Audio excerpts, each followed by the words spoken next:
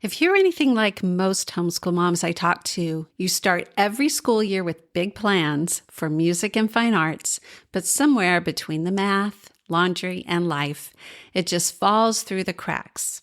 By October, you realize the art supplies haven't moved from the shelf and your kids can't remember the last time they sang a hymn or listened to a composer's music. Today, I want to help you flip that script. I'm going to share my simple, doable framework for making music and fine arts a regular, joy-filled part of your homeschool from day one, without adding more stress to your plate. I know how hard it can be to fit the fine arts into your homeschool. That's why today I'm sharing how to start strong this year with a plan you'll actually stick to. If you are a homeschooler looking for ways to easily and affordably include a quality music education in your homeschool, you've come to the right place. This is the Music in Our Homeschool podcast. I'm Gena Mayo, homeschooling mom of 8 and music teacher for over 30 years. Years ago, when all 8 of my kids were still at home, I would sit down in July with the best of intentions. I'd have a beautiful homeschool plan that included music history, composer studies, art appreciation, and maybe even an art project or two. But by the time we got through phonics, math, and science experiments, I'd look at the clock and think, we'll have to get to it tomorrow. And you know what? Tomorrow became next month or next year. That all changed the year I taught a homeschool co-op class on 20th century music history. I realized that as we were studying 20th century history that year, the kids weren't having time to learn anything about music history, so I volunteered to teach it.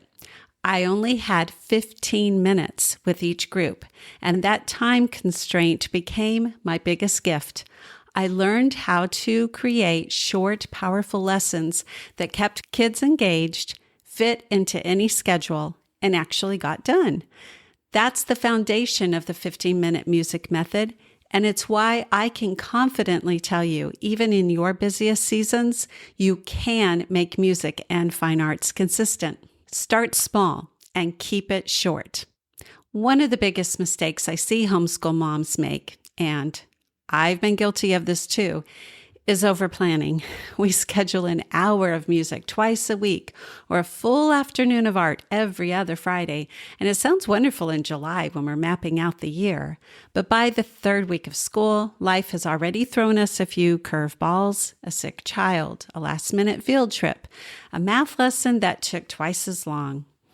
And that's why I recommend aiming for 10 to 15 minutes a day instead, or even just 15 minutes a week. When you plan short lessons, you lower the barrier to getting started. 15 minutes feels doable, and it is doable even on your craziest days. And here's the secret. Over time, those small lessons will add up to more total exposure and learning than the occasional really long sessions that seem to always get bumped. Think about it. If you spend 15 minutes a day on music or art 5 days a week, that's over 60 hours a year of fine arts education. Or if it's only twice a week, you're still getting 20 hours a year of fine arts education. And you won't feel like you're falling behind because the lessons are designed to be bite-sized and consistent. Here's something I learned from Atomic Habits. If you haven't read that book by James Clear, I highly recommend it. Anchor this new habit to something you're already doing. Habits are easier to stick with when you attach them to something that's already happening. This is called habit stacking, and it works beautifully for music and fine arts in your homeschool. For example, maybe you always start your homeschool morning with Bible reading. Right after that, you can add some hymn study. Or maybe your kids always have a mid-morning snack. While they're eating, play the 15-minute music lesson from the music lesson calendar of the month. If you're studying art, display the week's painting on your table so it sparks conversation during lunchtime. When you pair music and art with something you already do every day, you don't have to remember to add it in. It simply becomes a part of your family's daily rhythm. And your kids will start to expect and even look forward to it. Another tip is to rotate topics for variety. One reason arts lessons tend to get skipped is because moms feel like they have to do everything every week. Music theory, composer study, hymn singing, art projects, and more. It's too much. Instead, rotate your focus. Here's an example rotation you could try. Week 1 will be your composer study.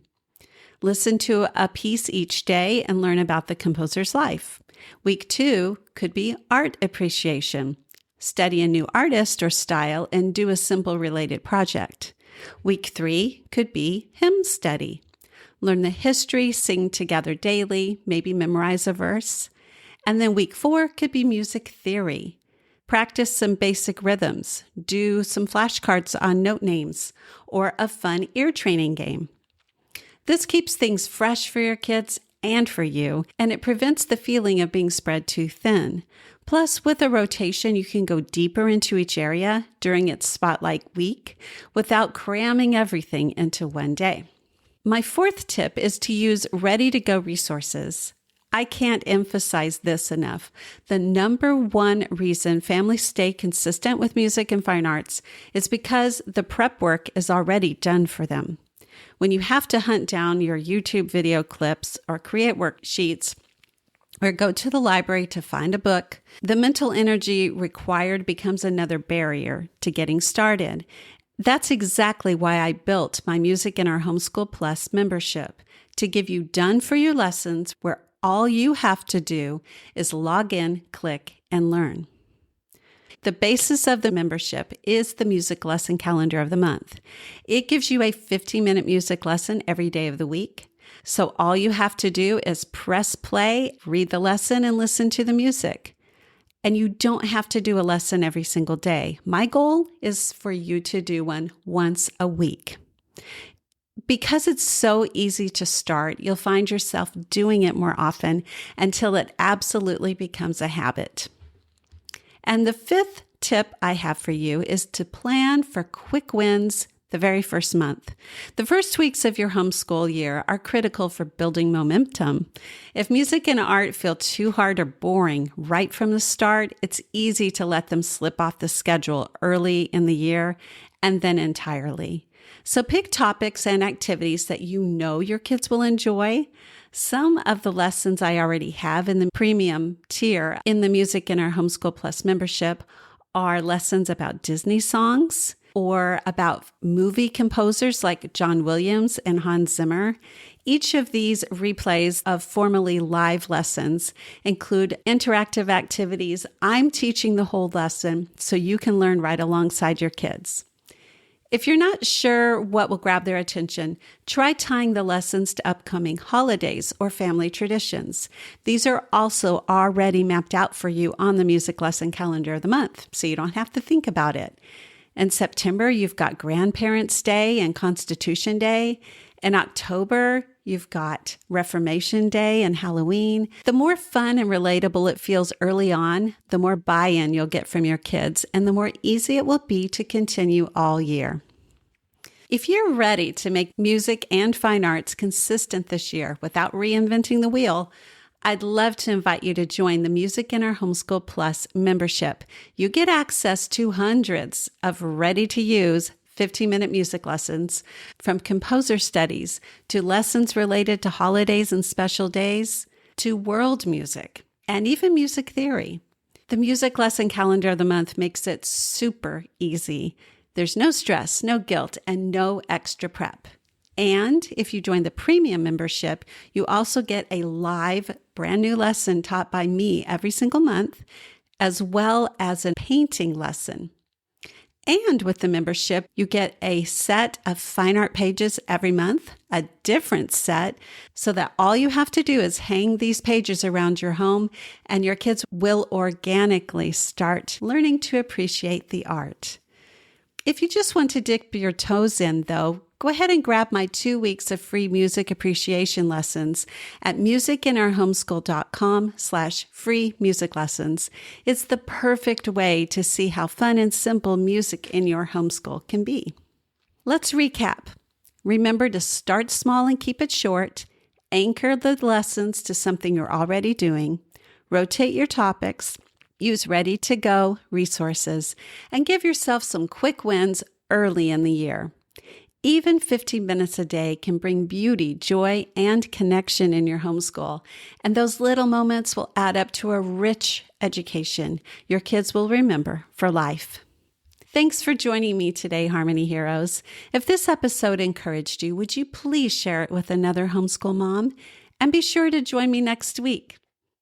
Visit the link in the show notes or description to get links to everything I mentioned in this episode. And if you haven't already, go ahead and download the 2 weeks of free music appreciation lessons at musicinourhomeschool.com/free music lessons.